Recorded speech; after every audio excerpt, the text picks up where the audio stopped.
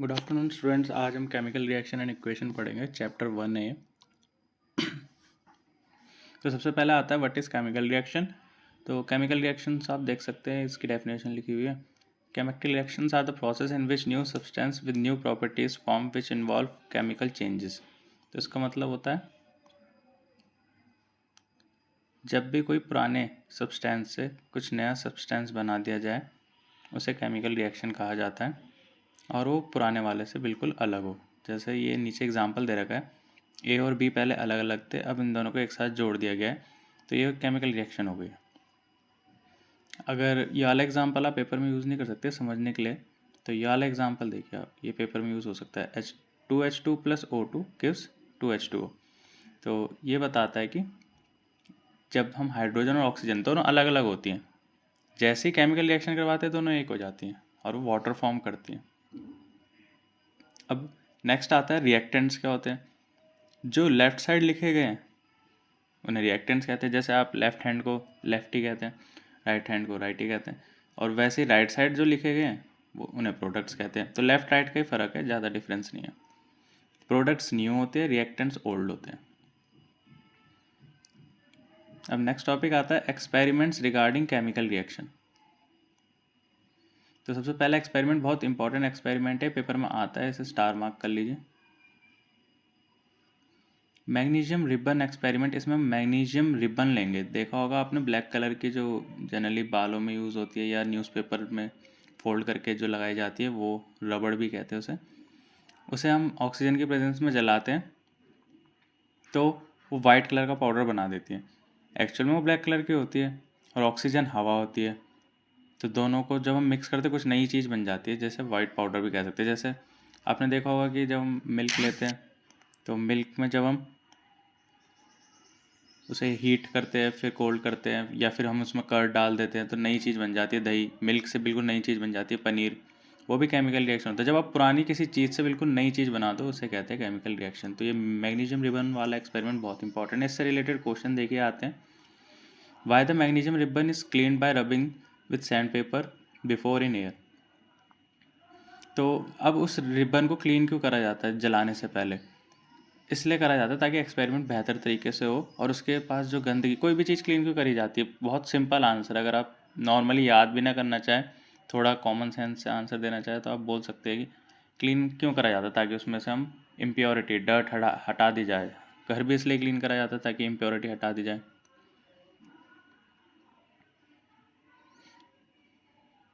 Example of chemical reaction occur in daily life.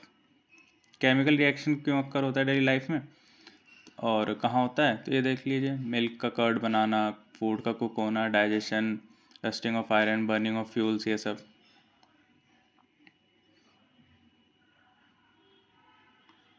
Characteristics of chemical reactions. Characteristics of chemical reactions क्या होती है? ये कि जब भी केमिकल रिएक्शन होगा आपको पता कैसे चलेगा केमिकल रिएक्शन है? पेपर में आएगा कैरेक्टरिस्टिक्स ऑफ केमिकल रिएक्शन क्या है, तो आप बताओगे कि गैस निकलना, कोई लिक्विड से सॉलिड हो जाना, जैसे दूध से पनीर बनता है, कलर चेंज हो जाना।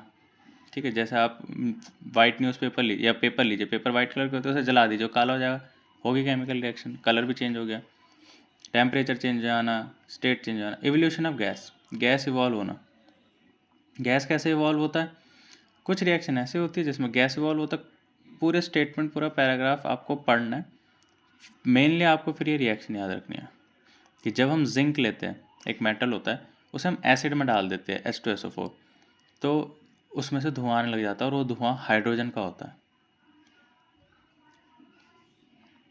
What is precipitate? प्रेसिपिटेट क्या होता है? सॉलिड फॉर्म होना। ठीक है, तो कोई भी चीज़ सॉलिड फॉर्म हो जाती है तो उसका भी एक रिएक्शन दे रखा होगा, ये देखिए ये रहा। PbNO3 लेड नाइट्रेट होता है, उसमें Ki डाल दिया, दोनों को मिक्स करेंगे तो PbI2 हो जाएगा, येलो कलर का प्रेसिपिटेट आता है। चेंज इन कलर, कलर कैसे चेंज होता है? पर्पल से कलरलेस हो जाता है। पर्पल कलर का होता है हमारा KMNO4, उसमें हम सिट्रिक एसिड डालेंगे तो जो आंसर आएगा वो कलरलेस। ठीक है, तो जो प्रोडक्ट आएगा वो कलरलेस हो जाएगा। ये रिएक्शन याद करनी होगी आपको, ये हेडिंग डालनी होगी, चेंज इन कलर। फिर ये रिएक्शन याद करना बहुत ज़रूरी है। स्टेटमेंट काफ़ी ईजी है, स्टेटमेंट तो नॉर्मल इंग्लिश है, आप पढ़ेंगे तो आपको समझ में आ जाएगी। नहीं आएगी तो मैं कोचिंग में समझा ही दूँगा। फिर चेंज इन टेम्परेचर, टेम्परेचर अगर चेंज हो रहा है तो भी हम केमिकल रिएक्शन कह सकते हैं, उसका भी। अब ये पढ़ना क्यों जरूरी है, पेपर में आएगा चेंज इन टेम्परेचर का कोई केमिकल रिएक्शन बताओ तो आप बताओगे ये रहा, CO+H2 गिव्स ये। फिर आता है एंडोथर्मिक रिएक्शन।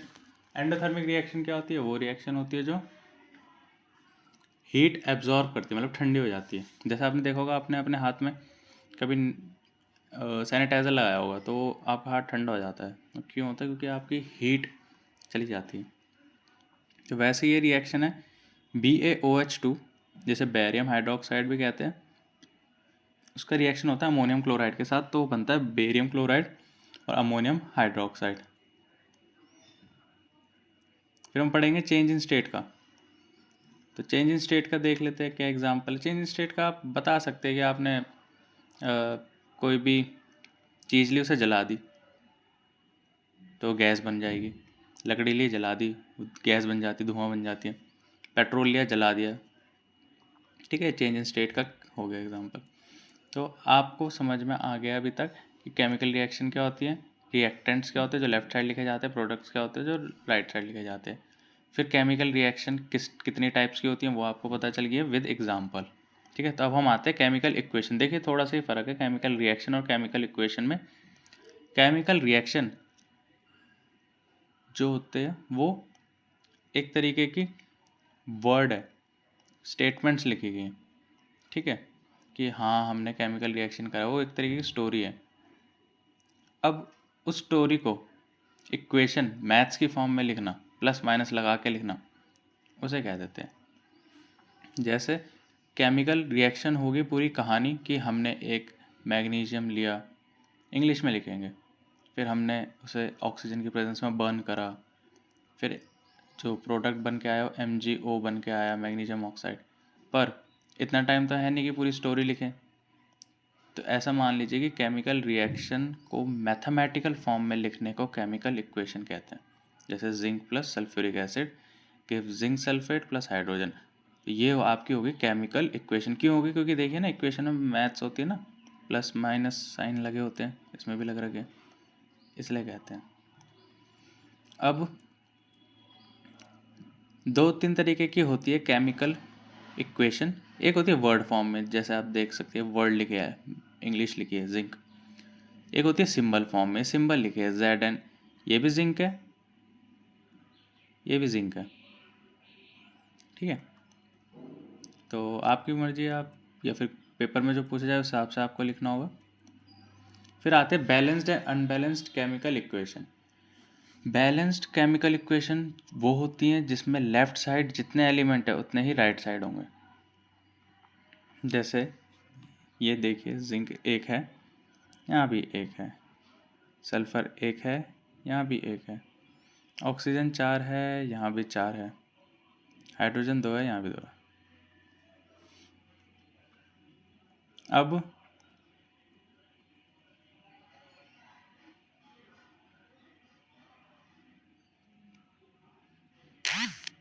ये बहुत ज़रूरी है कि दोनों तरफ हमारे एलिमेंट्स बराबर हो, रिएक्टेंट इक्वल्स टू प्रोडक्ट हो, ठीक है। फिर बैलेंस ऑफ केमिकल इक्वेशन, अब मान लीजिए नहीं है, जैसे यहाँ देखिए दिख रहा है यहाँ नहीं है, यहाँ हाइड्रोजन 2 है, यहाँ हाइड्रोजन 2 है, ठीक है, हाइड्रोजन तो बैलेंस है। यहाँ ऑक्सीजन 2 है और यहाँ ऑक्सीजन 1 ही है, यहाँ ऑक्सीजन बैलेंस नहीं है। तो अब इन्हें कैसे बैलेंस करेंगे आप, बहुत ईजी है, उधर भी 2 ऑक्सीजन कर दीजिए। तो इनके ना कुछ स्टेप्स होते हैं बैलेंस करने के, वो यहाँ लिखवा रखे हैं, तो आप लिख लीजिए पहले, फिर इसे समझिएगा क्या लिखा है। सबसे पहले मल्टीप्लाई करा जाता है, कभी भी प्लस माइनस नहीं करा जाएगा बैलेंस करने के लिए, हमेशा मल्टीप्लाई करा जाएगा। रिएक्टेंट साइड ऐसे लिखी जाएगी, प्रोडक्ट साइड ऐसे लिखी जाएगी। अब इन्हें मल्टीप्लाई करा जाएगा, ये देखिए 2 से मल्टीप्लाई कर दिया गया, ठीक है, इस पूरे को यहाँ पे 2 से इंटू कर दिया गया, तो 2 2 जा 4 हो गया और 2 1 जा 2 हो गया। अब दिक्कत क्या आई, यहाँ भी 4 और यहाँ 2 हो गए। अब ऑक्सीजन तो बैलेंस हो गया पर हाइड्रोजन बच गया, तो क्या हो गया, यहाँ हाइड्रोजन को बैलेंस कर दीजिए, 2 से इंटू करके। आप कहेंगे कि वहाँ पे तो हमने दोनों को इंटू करा, यहाँ पे हमने केवल हाइड्रोजन को इंटू क्यों करा? क्योंकि देखिए ये एक है, इसमें अगर 2 से इंटू होगा तो 2 से इंटू H में भी होगा, 2 से इंटू ऑक्सीजन में भी होगा, क्योंकि ये एक ही है, ठीक है। और यहाँ पे हम अलग अलग कर सकते हैं, क्योंकि ये है ही अलग अलग। ऑक्सीजन को हम अलग से इंटू कर सकते हैं और हाइड्रोजन को अलग से कर सकते हैं। अब आते हैं केमिकल इक्वेशन लिखने और पढ़ने, तो हमें आगे और समझ में भी आ गई केमिकल इक्वेशन होती क्या है, बट उसे और अच्छा कैसे बनाएं। उसे और अच्छा बनाने के लिए हम सिंबल्स लगाते हैं। अब सिंबल्स कौन से लगाते हैं, यहाँ देखिए अभी आएगा एग्जांपल। ये है आम जिंदगी, जिसे हम कहते हैं आम इक्वेशन, और ये है मेंटोस जिंदगी, जिसे हम कहते हैं अच्छी रिप्रेजेंटेशन वाली इक्वेशन। अब यहाँ देखिए ऐसे लिखा हुआ है, एस का मतलब ये जिंक जो लिया है हमने वो सॉलिड है। यहाँ देखिए ए और क्यू लिखा हुआ है, इसका मतलब है ये जो हमने इक्वेशन लिखी है H2SO4 लिया है वो एक्वस है, पानी में है। ये भी देखिए एक्वस, ये जी लिखा हुआ है, जी मतलब ये जो हाइड्रोजन आया है ये गैस फॉर्म में आया है।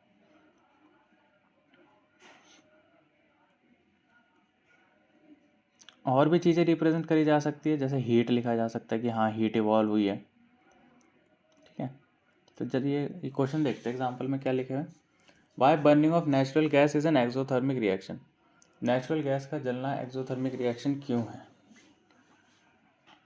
तो नेचुरल गैस का जलना एक्सोथर्मिक इसलिए है क्योंकि जब आप उसके पास खड़े होंगे तो आपको हीट महसूस होगी। जहाँ जहाँ आपको हीट महसूस हो रही है वो एक्सोथर्मिक रिएक्शन है, जो हीट आपको दे रहा है।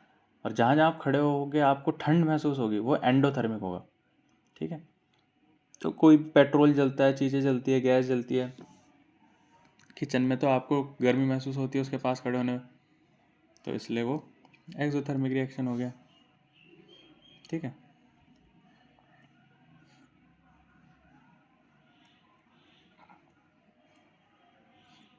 Why photosynthesis is an endothermic reaction. Photosynthesis endothermic reaction क्यों है?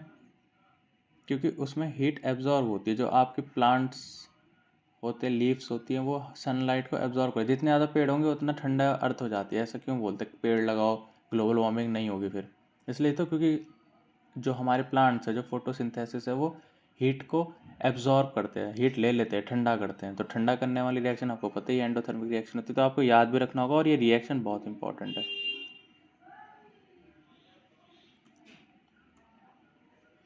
To indicate the condition under which the MX take place, ठीक है।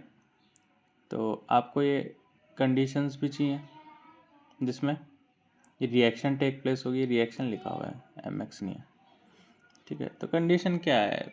हवा होनी चाहिए किसी भी चीज़ के लिए, ठीक है।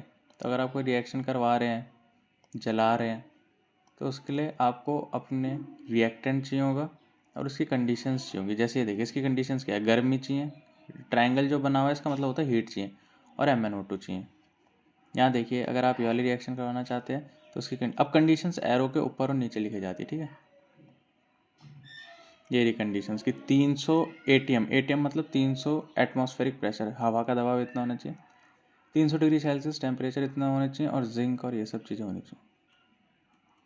Steps for writing equation for chemical reaction. Steps क्या है केमिकल रिएक्शन लिखने के? तो ये देखिए स्टेप्स ये हैं। सबसे पहला स्टेप आता है कि उसकी वर्ड इक्वेशन आपको पता होनी चाहिए। रिएक्टेंट लेफ्ट साइड लिखिए और प्रोडक्ट राइट साइड लिखिए। Put the symbol and formula of all the reactant and product in, ठीक है।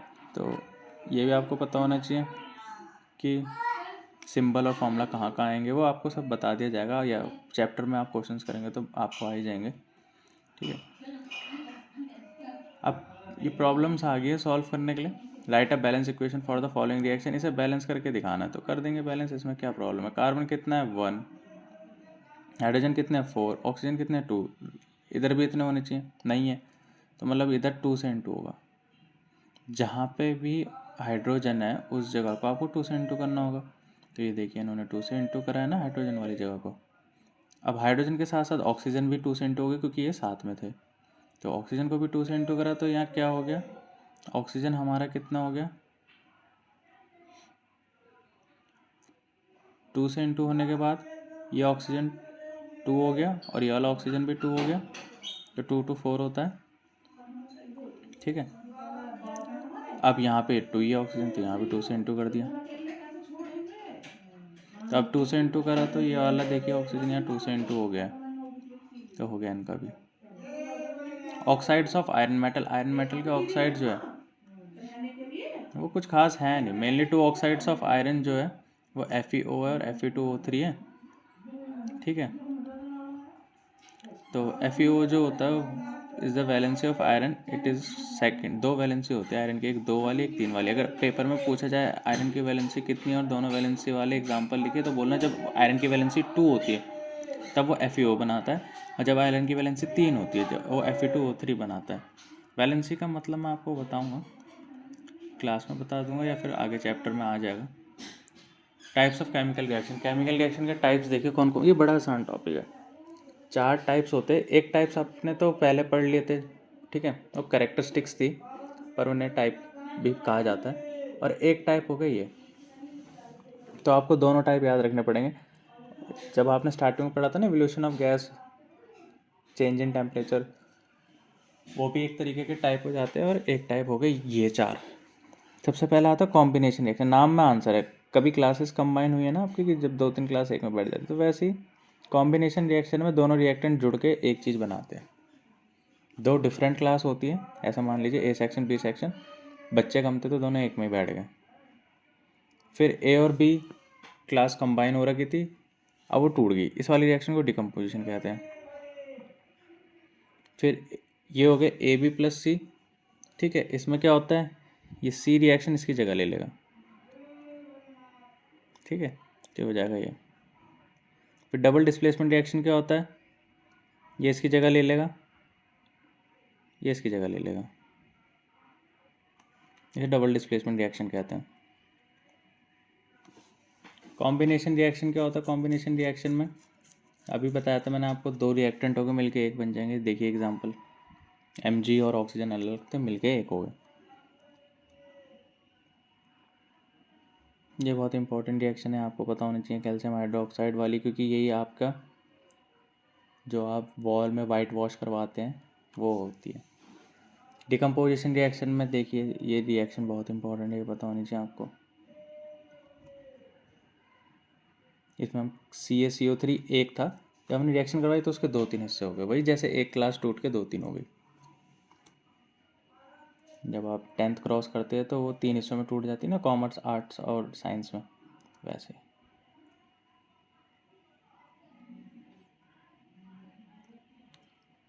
फिर रिएक्शंस के एग्जांपल दे रखे आपको पता होने चाहिए। आपको इम्पोर्टेंट टॉपिक बताता हूँ मैं।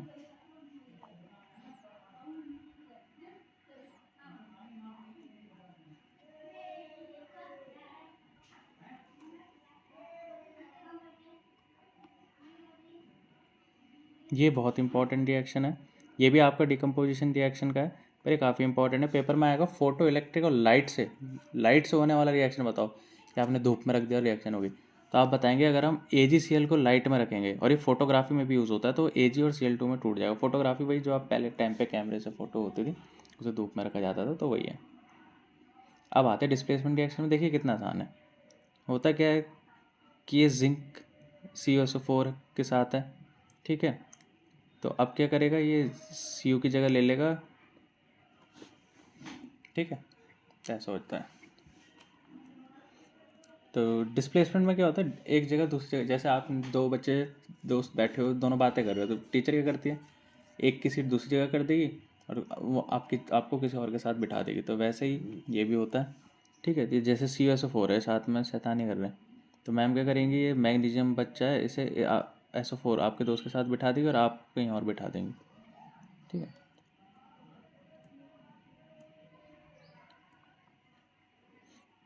फिर आते हैं डबल डिस्प्लेसमेंट में। डबल डिस्प्लेसमेंट रिएक्शन में क्या होता है, वही सेम चीज़, ये दोनों बेस्ट फ्रेंड है और ये दोनों बेस्ट फ्रेंड है।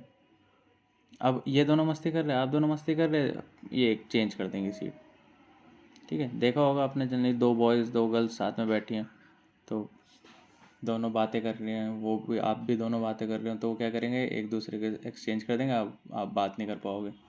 वैसे ही ऐसा होता है डबल डिस्प्लेसमेंट रिएक्शन। अब डबल डिस्प्लेसमेंट और सिंगल डिस्प्लेसमेंट में फ़र्क आपको पता होना चाहिए। डबल डिस्प्लेसमेंट में 4 जने होते हैं और एक दूसरे को एक्सचेंज कर लेते हैं, और सिंगल डिस्प्लेसमेंट में 3 जने होते हैं, ठीक है, एक जना दूसरे को एक्सचेंज कर लेता है।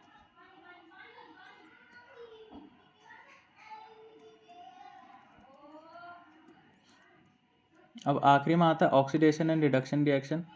ये बहुत ही इंपॉर्टेंट है, जो 11th-12th में साइंस लेंगे उनके लिए तो बहुत ज़रूरी है, पूरा एक चैप्टर है इसका। ऑक्सीडेशन जो रिएक्शन होती है उसमें ऑक्सीजन ऐड होता है तो भी हम उसे ऑक्सीडेशन कहते हैं, या फिर हाइड्रोजन रिमूव होता है तो भी हम उसे ऑक्सीडेशन कहते हैं। नाम में ही है, ऑक्सी मतलब ऑक्सीजन, एडिशन मतलब एडिशन, तो ऑक्सीडेशन। रिडक्शन नाम में ही आंसर है कि ऑक्सीजन का रिडक्शन मतलब माइनस होगा और हाइड्रोजन का ऐड होगा, तो उल्टा हो जाता है, ठीक। अब ऑक्सीडाइजिंग एजेंट और रिड्यूसिंग एजेंट क्या होते हैं? ऑक्सीडाइजिंग एजेंट वो होते हैं जो रिड्यूस होते हैं, मतलब अपने आप का रिडक्शन करवाते हैं, उसी को ऑक्सीडाइजिंग एजेंट कहते हैं। मैंने मान लो अपना हाइड्रोजन ऐड कर लिया तो मेरा रिडक्शन हो गया, तो मुझे बोला जाएगा कि ऑक्सीडाइजिंग एजेंट है, क्योंकि मैं अपना रिडक्शन करवा रहा हूँ तो दूसरे का क्या करवा रहा हूँ, ऑक्सीडेशन। तो मैं ऑक्सीडाइजिंग एजेंट हुआ ना, मैं दूसरों को ऑक्सीडाइज करता हूँ, तो रिड्यूसिंग एजेंट।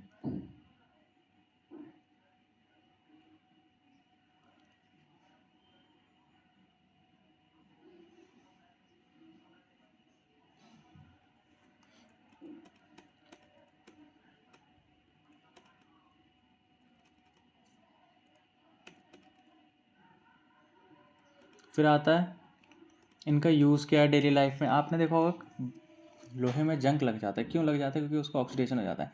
खाना ख़राब हो जाता है, सड़ जाता है अगर आप फ्रिज में रखिए, क्यों हो जाता है? क्योंकि उसका ऑक्सीडेशन हो जाता है।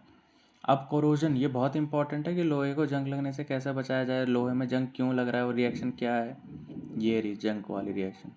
ये देखिए Fe पूरा प्योर है, कोई गंदगी नहीं चिपकी हुई, जैसे इसे ऑक्सीजन मिला, थोड़ा सा पानी मिला, ये देखिए गंदा हो गया, ठीक है। वहीं पर आता है रेंसिडिटी। रेंसिडिटी क्या कहता है? खाने के सड़ने को कहते हैं। तो खाने का सड़ना पता ही है आपको, उसमें अगर आप खुले में रख दो, बिन टाइट करके बंद करके ना दो, आपने देखा ना मम्मी टिफ़िन देती है तो बिल्कुल टाइट बंद, रोटी भी देती हैं तो फॉइल पेपर में लपेट के, क्यों? ताकि उसमें ऑक्सीजन ना लगे। तो ये चीज़ आपको याद रखनी होगी। और कैसे बचाया जाता है, देखिए यहाँ सब लिखा हुआ है। उसको स्टोर करिए, उसको ठंडी जगह रखिए, उसे फ्रिज में रखिए, ऐसे स्टोर बचाया जाता है। तो इस चैप्टर में इतना ही है, बाकी डिटेल में आपको कोचिंग में करवा दूंगा, आप ये नोट्स लिख के आ जाइएगा। तो आज के लिए इतना ही, थैंक यू।